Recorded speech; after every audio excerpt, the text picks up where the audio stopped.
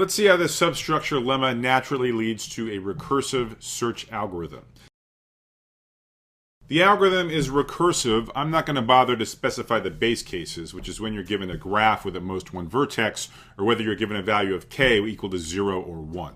So let's assume that the graph has at least 2 vertices and that k is at least equal to 2. I wouldn't be surprised if this algorithm reminds you of some of the recursive implementations we discussed for various dynamic programming algorithms. And in the same way those algorithms exhibited exponential running time without memoization, we're going to see an exponential running time here. For all of our dynamic programming algorithms, we were able to cleverly organize subproblems from smallest to largest, thereby eliminating redundantly solving the same subproblems over and over again, yielding polynomial runtime bounds. Here, we're going to be stuck with the exponential running time bound. Obviously not surprising given that it's an NP-complete problem, but still, if you really want to understand this deeply, take this recursive search algorithm, try to come up with a polynomial time version. Try to come up with a small set of subproblems ordered from smallest to largest that you can solve systematically. You will be inevitably stymied in those attempts, but you'll better appreciate what's non-trivial about the recursive solution here. In step 1 of the algorithm, we pick some arbitrary edge u, v. Why is it useful to focus on an edge? Well, by the definition of a vertex cover, it has to include either u or v. So that's our initial clue.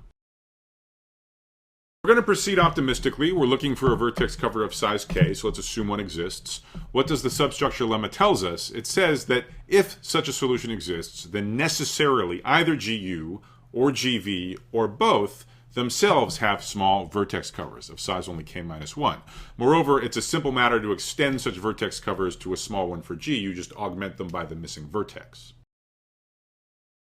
So let's first adopt as a working hypothesis that g sub u has a small vertex cover of size only k-1. Let's recursively try to find it. If our recursive search comes back with a solution, a vertex cover of size k-1 for gu, we're good to go. We just augment that by the vertex u, and that's our vertex cover of size k for the original graph g. If that recursive call fails to find a small vertex cover, we say, oh, well then it must be that v is the key to getting a small vertex cover. So we do exactly the same thing. We recursively search g sub v for a vertex cover of size k-1.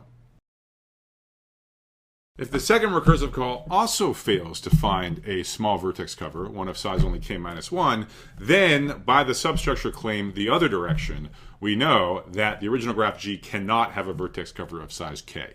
If it did, the substructure lemma tells us one of the two recursive calls would have succeeded. Since they both failed, we conclude correctly that the original graph did not have a small vertex cover. The correctness analysis is straightforward. Formally, you would proceed by induction. So the inductive hypothesis would then guarantee the correctness of the two recursive calls. So on the smaller subproblems GU and GV, the recursive calls correctly detect whether or not there are vertex covers of size k-1. The substructure lemma guarantees that we correctly compile the results of the two recursive calls into the output of our algorithm. So if one of the two recursive calls succeeds, we're good to go. We just output the vertex cover of size k as desired. And this is the crucial part. If both of the recursive calls fail, then by the substructure lemma, we know we correctly report fail. We know there is not a vertex cover of size k or less in the original graph G. So let's analyze the running time using an ad hoc analysis. Let's think about the number of recursive calls that there can be over the entire trajectory of the algorithm, or equivalently, the number of nodes in the recursion tree generated by the algorithm. And then we'll come up with a bound on how much work is done in a given recursive call, not counting the work done by its recursive subcalls. And now the cool part, and this is really where the role of a small value of k comes into play, is that each time we recurse, we subtract 1 from the target size of a vertex cover that we're looking for. Remember, if we are given as input the parameter k, each of our recursive calls involves the parameter value k-1.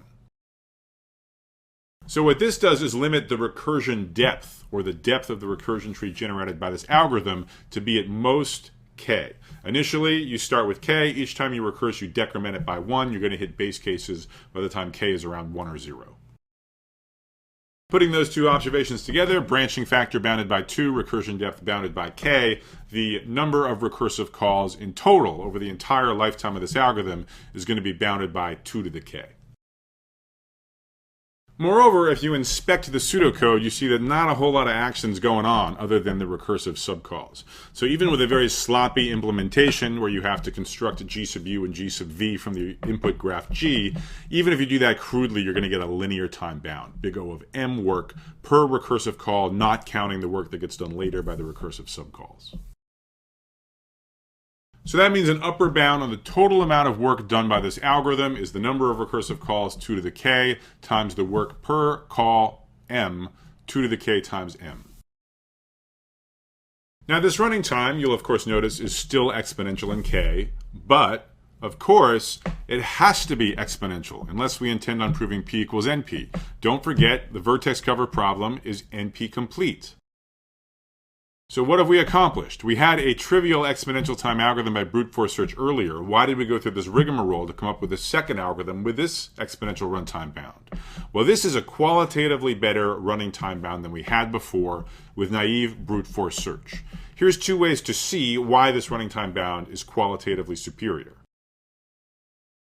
So first, let's just inspect this running time from a mathematical perspective, and let's ask how large can we take k while still having a polynomial time algorithm.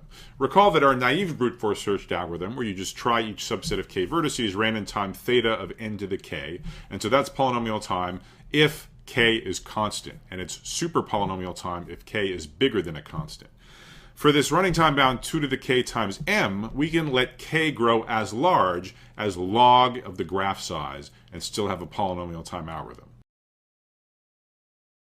So now let's segue from these mathematical bounds to thinking through actually implementing these algorithms and running them on actual data.